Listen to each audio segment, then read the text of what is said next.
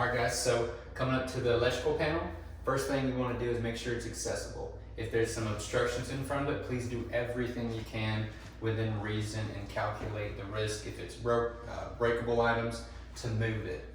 We don't want to have to come back and do a re-inspection. We don't want clients who think they didn't get a full service. So if the seller's there, ask them to move the stuff. Just if it's a couple boxes, just move it, please. If it's a ton of stuff that there's no easy way to do it, or if it's behind a washing machine or whatever, then just write it up as inaccessible due to obstructions. But please just do everything you can to make sure you access that panel. Now tapping back at the panel with the back hand in 3, 2. Now once we come up on our panel, before we start opening the door or anything, we just want to touch the back of the panel or the panel with the back of our hand to make sure if it is hot that it won't lock our hand onto the panel. It'll just shock us and come off. Hopefully that will never happen. It's never happened to me yet. Or you can have one of those electrical sniffers and just put it on either the screws or somewhere on the panel just to make sure there's no live activity with the cover itself. All right, now we're gonna do tape picks of breakers before panel removal in 3, 2, 1. Next thing we're gonna do is take out our phone, open up the door, and before we start touching anything or taking the panel off, we just wanna get a quick snapshot of the breakers as they are when we get to the panel. That way if something gets tripped accidentally when we're removing or putting the panel back on, we'll be able to refer back to our original picture and know exactly how it was before we got there. Just to avoid any confusion down the road. I've had that happen before, it's not fun. Then we'll take a picture of our label, of our service label on the panel, just in case it needs to be referred to down the road. Just put it in our report, and then go ahead and get a close-up picture of our main service disconnect. If it's at the panel, it'll make it easier to refer to when you're building a report to know the amp's coming in. And now I'll talk about the AFCI, GFCI breakers, but don't trip them because of the internet. In 3, 2, 1. Next thing we're going to do, if we have a newish panel, we might have some breakers that have the test button already built onto the breaker. Either it's going to be AFCI or GFCI. It's a monthly testing that most manufacturers recommend doing that most people don't ever. So we just want to go ahead and test all those buttons to make sure they all do trip. A lot of times I do find them that have gone defective, or sometimes they just get old and don't work anymore.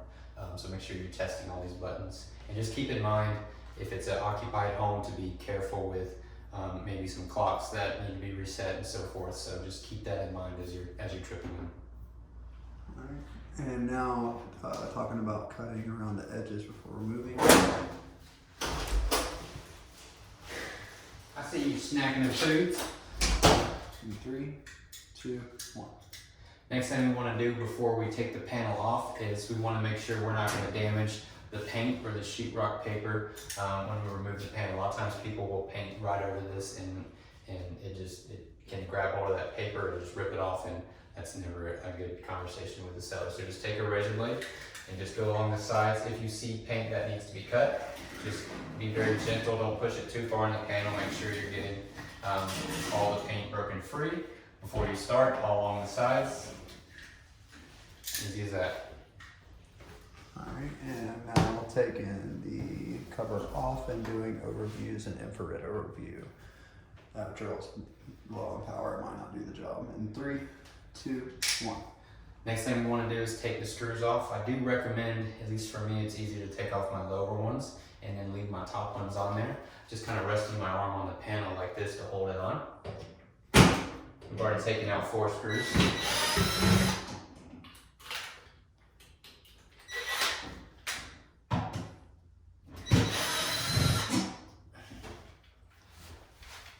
And once you take the panel off, it is wise to keep it in front of your face just in case it were to arc. So just keep it in front of you like a flash shield and then back up.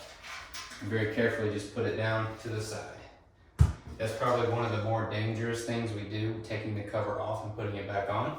So please be very careful. We want all our guys getting back to their homes safely at the end of the day. All right, and now overview, infrared overview. 3, 2, 1. Now, first thing you do once you get the panel off, before you start going in and inspecting it and shining around with your flashlight, is go ahead and take your initial overview with your phone. of the panel. Try to make it as big into your camera as possible, but get the entire panel in there. Make sure it's nice and clear, plenty of daylight. Take that picture and then do the same thing with your infrared picture. Looking for any heat spots, anything over 150, we're going to go ahead and call out as overheating. And then just get an overview of that before you start inspecting, because oftentimes you will forget if you don't. Alright, and you don't have anything else written down, but you may want to just mention typical things you see inside the panel in 3, 2, 1. So as far as actually inspecting the panel, we're not going to get into too many things. There's a lot of different things we could, but we'll go through other videos to teach you on the technicalities of things to look for. But just to hit some of the probably the more common things we hit, we're going to be wanting to look for burnt wiring, double taps at our circuit breakers, which are 2 wires to 1 circuit breaker, double wiring in our neutral bus bar. We want to make sure our gauge wires match the size breaker. We want to make sure all of our white wires being used as hot are being marked with black tape or black Sharpie. Look for some connectors in the Romex bushings at the bottom of the panel. Make sure there's no knockouts missing where rodents could climb in.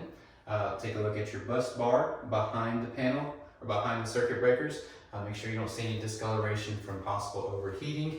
And then look for any damage on the wires, loose wires, all those sorts of things. We've got a big long list in our report software on 9.1 that can give you some good examples of things to look out for. Alright, and end the electrical section by just saying, alright, now that you've looked your panel over, now just button it back up. Cool. 3, 2, 1. Alright guys, that's pretty much it just for this basic tips and tricks on inspecting a panel with Avalon Home Inspections. Just be very careful, put your dead cover back on the panel. Make sure no clients or anybody's really near you while you're doing this to keep everybody safe. And then make sure you leave it just as you found it. If anything did happen, just tell the homeowner if there was a circuit breaker or whatever that wouldn't reset. Please go ahead and reach out to the seller or the listing agent to let them know that it needs to be fixed.